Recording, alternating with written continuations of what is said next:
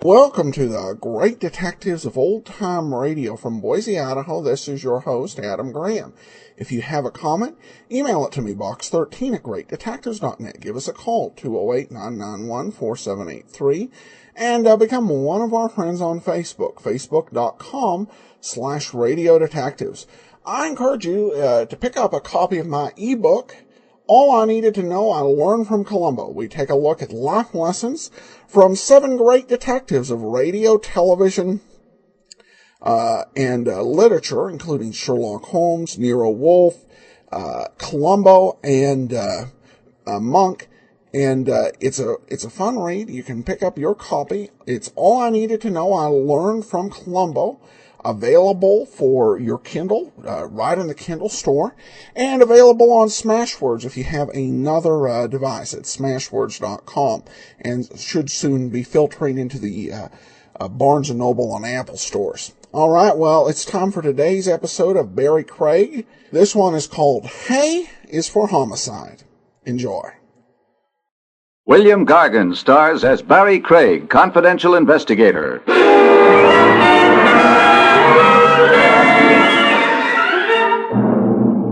Someone once said that murder is a fine art. There's a catch, though. If you're a successful artist, they hang your paintings. If you're a successful murderer, they hang you.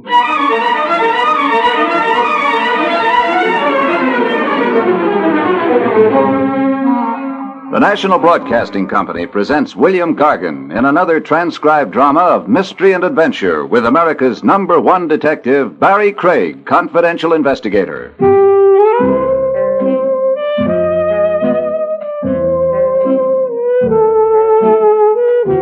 Barrie Craig speaking. Even confidential investigators need a vacation. Sometimes they've been known to take one. The place I'd chosen was Vermont. The main reason for that was Jake. He was on vacation, too.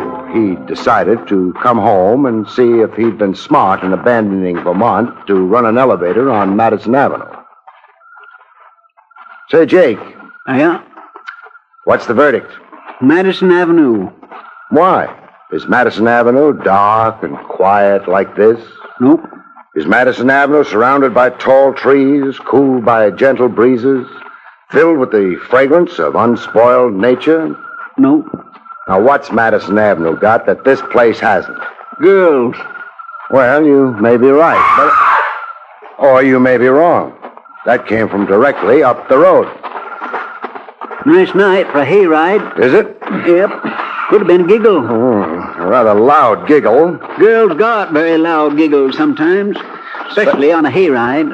Oh, Jake, stop pulling my leg. Hey, wait a minute. What's that in the road up ahead of us? Hay wagon. I refuse to believe it, but it is filled with hay. Usually are. There's a horse out in front of it, but where's the driver?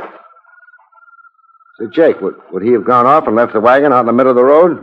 It ain't too likely. Oh. I'm coming up on that wagon.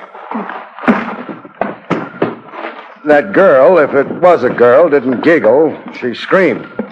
I'd better take a look around in the hay. What for? Anything larger than a needle. Yeah, there's plenty of hay up here. Anything else? No, Mr. Craig? I was rushing things. There is something else up here. What? A man. A very pale man. What's he doing up there? Nothing. Just being dead.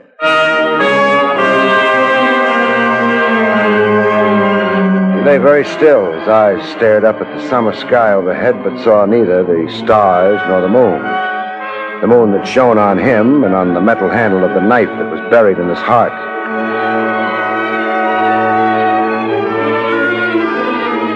He was wearing overalls and a work shirt. His short hair outlined clearly the skull beneath. There was nothing I nor anyone could do for him. Murdered? Yes. Anything on him? No identification at all, Jake. We need a phone. Past farmhouse, half-mile back. Well, let's go. Think it's all right leaving him there? He won't mind.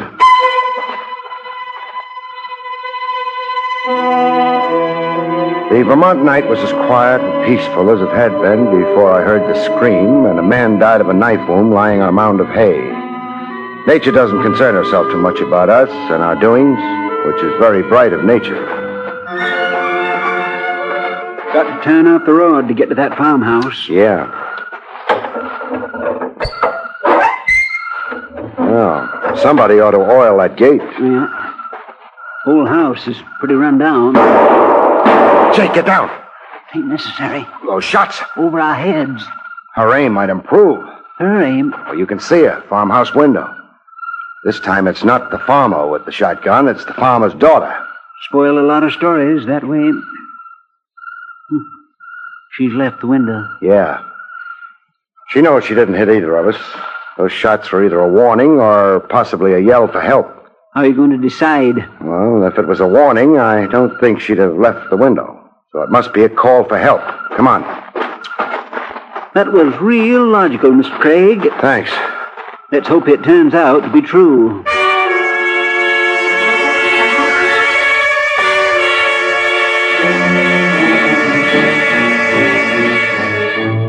There were no more shots, which did or didn't prove I'd been right, because the shooting would be better once we were inside the house.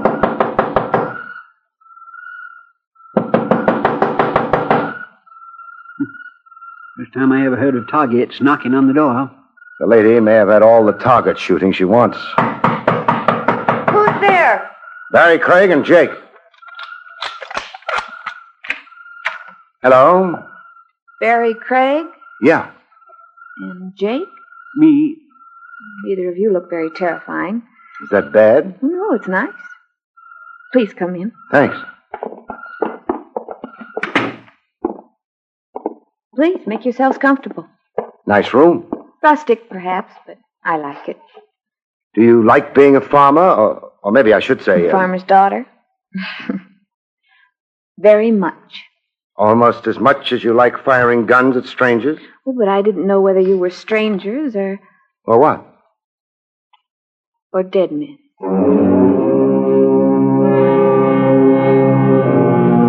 Maybe she was what she claimed to be, a farmer's daughter, but if she was, somebody's been telling me lies about farms. Her hairdo was sleek, as though it had been just applied. Her fingernails had had a lot of professional attention. Her dress was so simple it practically yelled Paris at you. And she didn't need any of these beauty aids. She would have been beautiful without them, but not nearly so expensive. You did say dead men. Yes. You often run across dead men walking around? Yes. Uh-huh. You think I'm crazy, don't you? I don't think you're crazy at all. You've just got a peculiar vision. I'm not sure I ought to be grateful for that. Well, forget I said it. My name is Millie George. How do you do? This is, or was, my father's farm. He was very happy here until the dead men started walking. And then? He became one of them himself. Your father's dead? Over a year now. You live here alone? Well, I don't really live here at all. I have an apartment and a job in town. But I come here often. As often as I dare.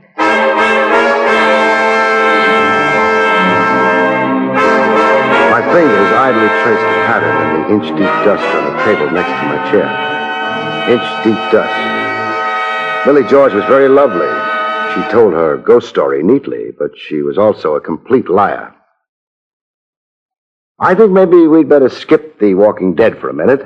There's something more urgent that's got to be done. Where's your phone? I'm afraid there isn't one. Father never cared for what he called mechanical murderers. Murderers?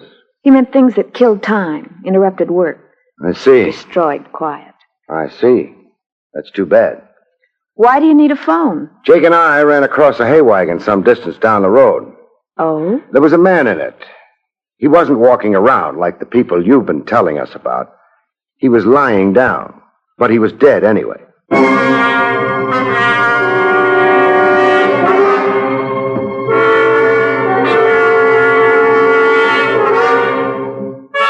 I'd been looking for a reaction to my words, I would have been disappointed. Millie George took the news with not a flicker of anything except polite interest. But I wasn't disappointed. I'd expected that reaction. The police like to be told about stray corpses. I suppose so. I think the Gardners have a phone. Where would I find them? Well, their house is about a quarter of a mile further down the road. Oh, good. Jake. Ready? Oh, by the way, this man, what did he die of? A knife in his heart. Oh, suicide? The angle of the knife's entrance wouldn't be right for suicide. Oh, then it was... Murder. How dreadful. Yes, terribly dreadful. So long.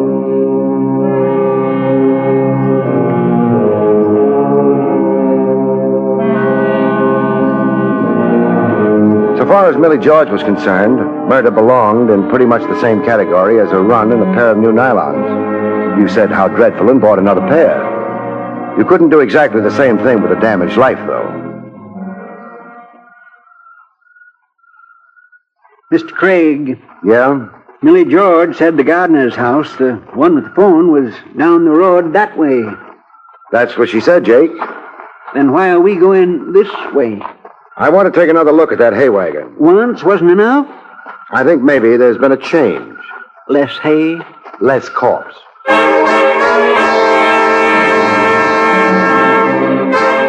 It was a nice road to be taking a stroll on in the cool evening. It would have been an even nicer road if there hadn't been a hay wagon in the middle of it. Still there. Yeah. The horse must be getting lonely. Being a farmer, you get a wrong angle on a horse. You don't think being a horse's chum is romantic. I'll never say hello to a horse again. Excuse me. You're getting pretty spry at climbing hay wagons, Mr. Craig. Just practice, that's all. Mr. Craig, counting the hay up there?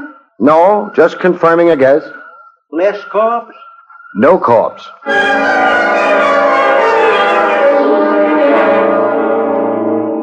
I'd thought back at Millie George's house that the shots might have been a warning or maybe a call for help. I knew now they'd been neither.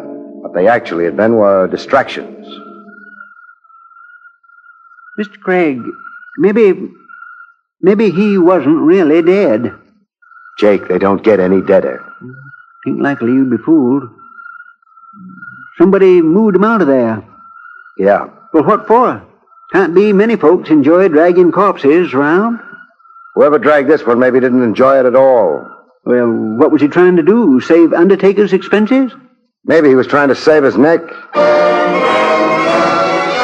got down out of the hay wagon and said goodbye to it. We wouldn't be coming back that way.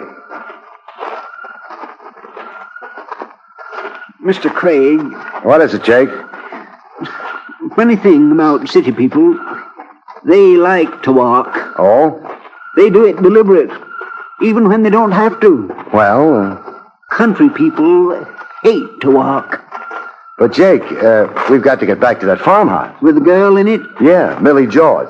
we're hoping that this time maybe she won't shoot over our heads. We're hoping that this time she won't shoot at us at all. And for this, we're wearing our feet down clear at the ankle. Oh, it's not as bad as that. It's worse. I got short ankles. Oh, Mr. Craig, I can tell you right now, she don't have a phone. I know, but by this time she may have something else. Do I want to know what it might be? Not in your condition, you don't. Thanks.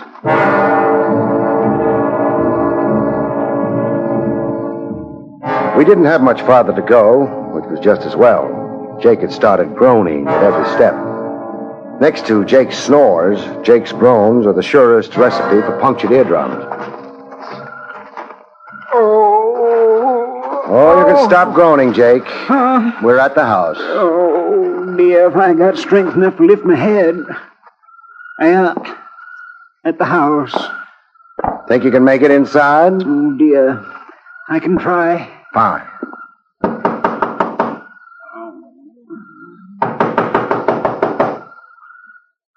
Jake, it doesn't look as if anyone's going to invite us in. This don't make me feel bad. We'll go in without an invitation. Now I don't know how I feel. Find out later. Well, somebody left the lights on. Wasn't a Vermont man. Quiet. Yeah, let's try the parlor. Oh, anything for an excuse to keep a walk-in. I suppose this is the parlor. Nobody in here. It's the parlor. Don't like this much. The only thing left for us to do now is sit down. Excuse me while I cheer. Well, what are you waiting for? Go ahead, Grandpa. Cheer. Company. So I notice. Kind of thing you're liable to run into in old houses. They come out of the woodwork, I think. Don't try to insult me, mister. Why not? Anything you're liable to say is liable to be true. Don't be foolish. I don't use that kind of language. You also ain't using the kind of language I would like to hear. What language would that be? The one telling me where the baby is buried? A boy or a girl, baby? Jake. Oh, that Grandpa's a joker. Grandpa could easy get his head knocked off. Put the gun down, son, and Grandpa will be glad to tangle with you. I ain't putting no guns down. And when I say baby, you know what I mean. You mean something worth money? Oh, you are a bright one. Okay, so where is it? Even if I knew where it was, I wouldn't tell you. Why not? You've got the wrong RH factor. Wrong. Well, supposing I could get a hold of the right one. It wouldn't buy you the time of the day from me. Language like that's gotten guys killed before this, mister. So have guns like that. This is kind of fancy, but it ain't very productive. What makes you think I know anything about the baby? You're in this dump, ain't you? I'm in it. So what are you doing here? Looking for a beer? It so happens I'm looking for a corpse. Well, you're gonna find one. Your own. Only ain't gonna be in no condition to appreciate it. Funny thing, you didn't show any interest in the corpse I'm looking for. Whose it might be, say. Mr. Corpses is dead. They don't bother me. It's the live operators you gotta keep in mind. Like you and Grandpa. How about the girl? You just leave her out of this. She's for me. Oh? And why do you think I was called in? Hey, wait, mister. You trying to tell me you was called in by... By the girl, yes. That don't smell so good. Neither do you. Let's call it a draw and go home. You were saying the girl brought you in, huh? Okay. We find out fast. Hey, Sugar! Come here, Sugar. This joker informs me you brought him in on the deal. That so? No.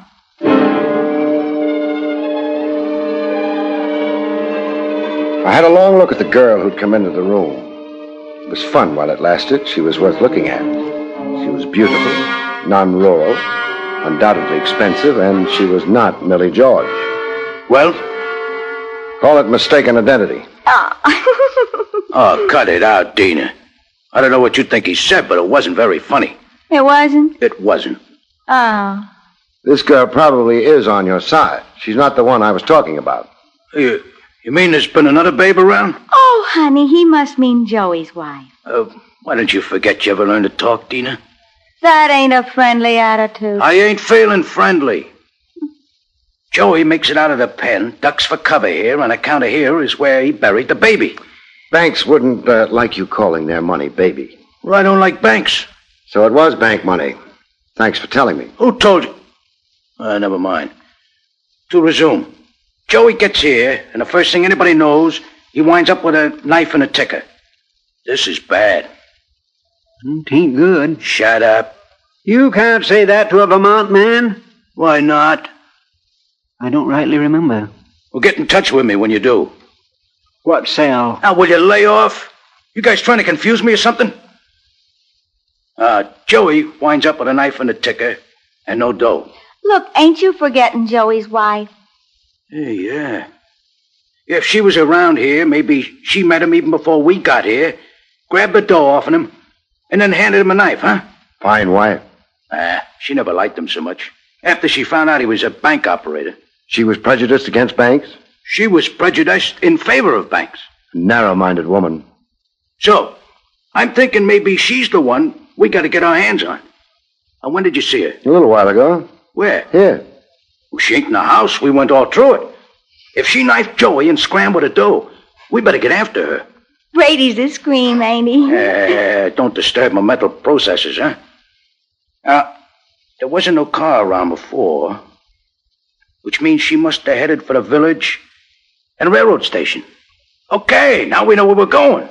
Oh, I think we do. That reminds me. What about you guys? Well, we'll hang around play some pinochle. I've been wanting a good pinochle game. Dina, what do you think? I think you're a big dope. Oh, what kind of remark is that? Oh, you believe too easy. Joey's wife would maybe stick up Joey, but she wouldn't take the bank's money. Yeah, that could be right.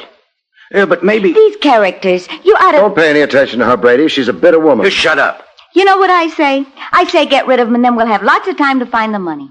You could be right. She could also be wrong. All right, so she's wrong. What do I lose if she's wrong? Mr. Craig's life and mine? In my line of business, I can't afford to be sentimental. If you die for nothing, I shall be sorry. But not very sorry and not for very long. Okay, here.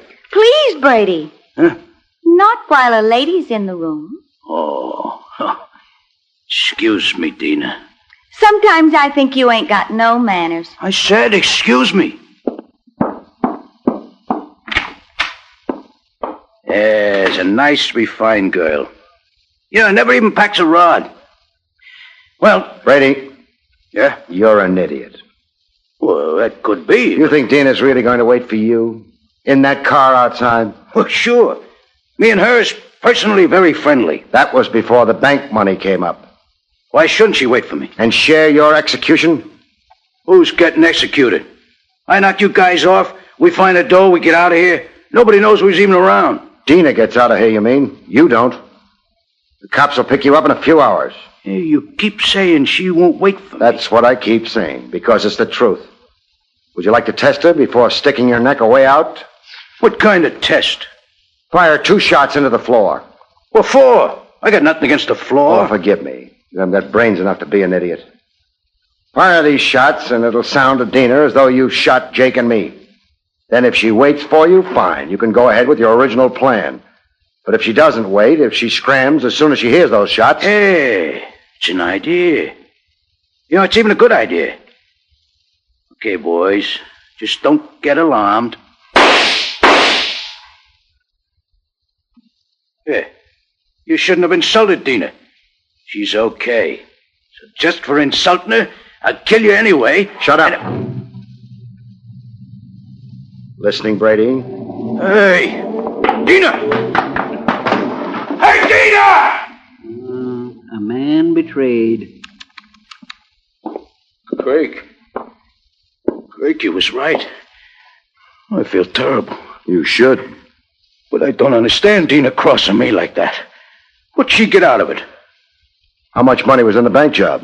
Here, around 30 grand. She gets 30 grand out of it. Huh? But she... Were you and she together all evening? Well, no, but... You came down to this house? Why?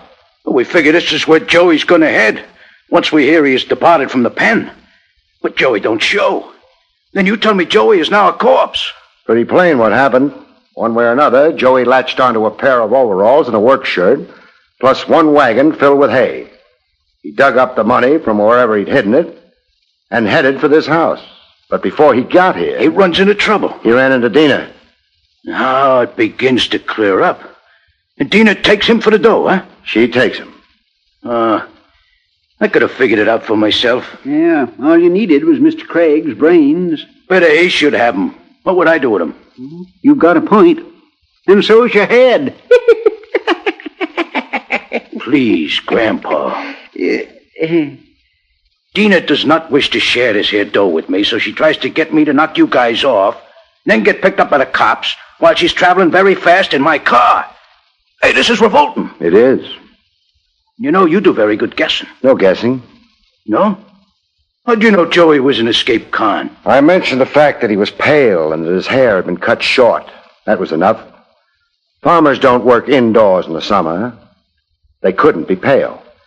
And why did Joey dress up like a farmer? Because he wasn't one. Escaped convicts are pale, have short hair, and seek a disguise. You know something, Craig?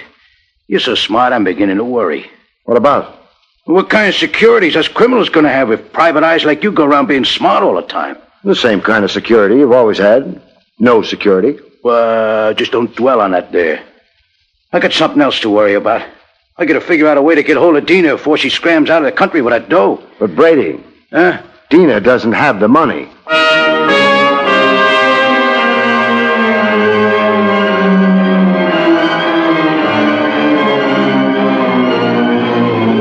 Brady had a little trouble with this.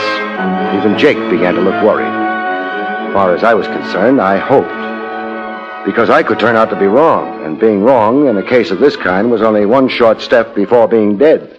But you figured it all out yourself. Logically. That Dina was the one who knocked off Joey and took the dough. What you're forgetting, Brady, is that there can be more than one logical explanation for anything. Huh? He means just because something's logical don't prove it's true. Oh. And then, of course, logic can be twisted as your mind, Brady. You leave my mind out of this. It's got its own troubles. Please explain. Well, Joey was a desperate man running from the police. He was also a man owning $30,000. He was finally a man in a hurry. So? How would Dina have persuaded a man in those circumstances to let her get close enough to him to stab him? Well, maybe... There's no way. Well, somebody got close enough to him. Of course. Somebody who was armed, with a weapon that was dangerous at a distance. A gun, say. Oh, so Dina... No. You yourself told us Dina never carried a gun. Joey's wife. Wouldn't have needed to take the chance of killing him on the road. She could have waited till she had him here. You know something? I said you were so bright I was beginning to get worried. I ain't beginning no more. I'm worried. So you admit you were the one who stabbed Joey and took the money? Yeah, sure. Dina scrammed just now because she was afraid you didn't intend to share the money with her, but instead would kill her the same way you'd killed Joey. Could be. She realized you'd hidden Joey's body to gain time for doing just that. Won't do her much good. I know where she goes when she's scared. But before that... You can't shoot us. Why? Well, I don't know, frankly, but give me a little time and I'll think of something. Too bad, Grandpa. I ain't giving you no time at all. Oh, for a fellow who's just been shot, I feel fine. You weren't shot, Jake. Come on in, Miss Millie. I spotted her behind those drapes a long time ago. I was looking for her. The trouble with you, Jake, is that you spent so much time thinking about the farmer, you forgot about the farmer's daughter. It didn't quite end there, though. Police removed the debris, put out a pickup for Dina, and then... Barry, Yeah? I really am a farmer's daughter. I know. So, Yeah? how about some country cooked ham?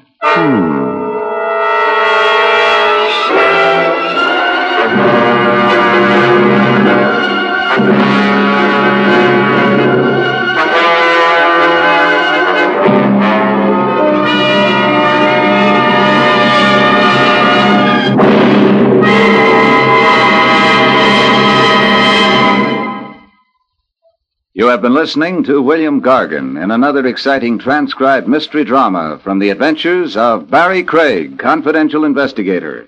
Tonight's story, Hay is for Homicide, was written by Louis Vittes.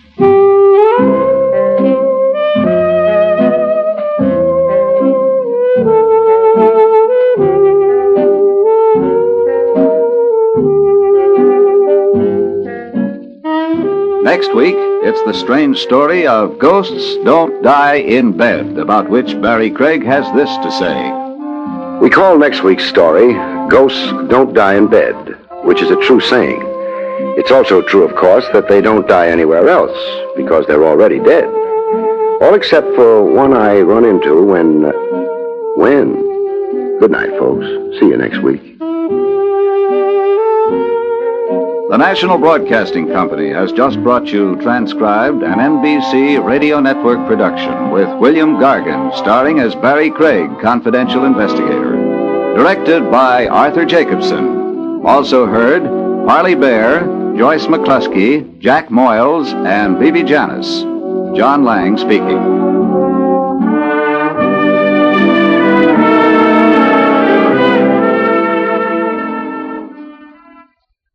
The aviation age of America is now in progress. and calls to young Americans to keep in step by becoming members of the United States Air Force.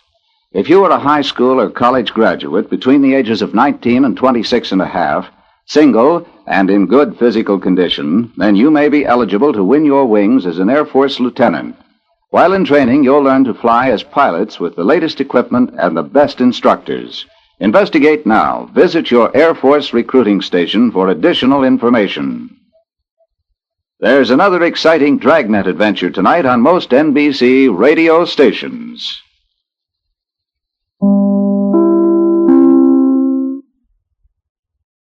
Welcome back. Well, this had some of the funniest dialogue of the whole series, and my favorite part in this episode was when the criminal was going to kill him, and Craig suggested shooting into the floor. And the criminal's like, "Why should I shoot into the floor? I don't have anything against floors." And Craig said, "Forgive me, you haven't the brains to be an idiot." And it was hilarious in itself, but I love the "forgive me" part, and I think Gargan's delivery, because he's a gracious person, sounded kind of sincere when he said it. So this was just a very fun episode. Love the dialogue and the overall plot. Of course, you do notice that we have another actor playing the role of the elevator man with that move to Los Angeles from New York. So I should mention here that we did on March the 30th, we celebrated 5 million downloads of the Great Detectives of Old Time Radio. So that's a very neat milestone. For those of you who have the app or our premium site, we have another episode of the Good News Show with William Gargan. This is the last one he did, played a major role in the drama. So you can enjoy that episode of Good News. But that will do it for today. We'll be back tomorrow with an adventure of Michel Poirot. And then join us back here on Monday for another episode of Barrie Craig Confidential Investigator. In the meanwhile, send your comments box 13 at greatdetectives.net. Give us a call, 208-991-4783. And become one of our friends on Facebook, facebook.com/Radio Detectives. And be sure to rate us on iTunes. But from Boise, Idaho, this is your host, Adam Graham, signing off.